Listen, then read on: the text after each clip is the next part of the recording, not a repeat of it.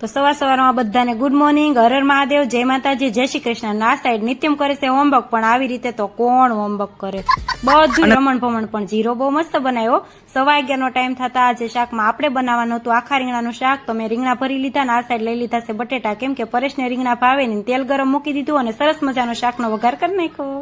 શાકનો વઘાર કરીને મેં બનાવી નાખી ગ્રીન ચટણી અને ડબ્બામાં ભરી લીધી. અને બપોર થતા મેં કીધું લાઈ કપડાં લઈ આવો, હમણાં તડકા બહુ પડે છે ને પછી કલર ઉડી જાય ને. આ કામ બધું પતાવી અને હું આલી નિત્યમને લેવા અને લઈને આવતી હતી. તો રસ્તામાં સેલ હતો, કાંઈ પણ વસ્તુ લેવી હોય તો ફક્ત 20 રૂપિયામાં. મેં નિત્યમને કીધું ગળો ગળો અને અંદર ગયા તો નિત્યમે તો 20 લાખની લસગરી લઈ લીધી.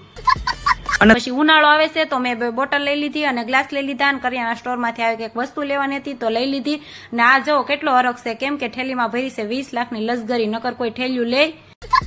અને હા, એક આ ડવ સાબુની સ્મેલ મને તો બહુ જ ગમે. તમને ગમે કે નહીં તે કોમેન્ટ કરજો ને. એક આ નો હુવે કે નો આપણને હુવા દે. વિડીયોને લાઈક કરજો, શેર કરજો અને નવા હોય તો ચેનલને સબસ્ક્રાઈબ કરજો. હર હર મહાદેવ.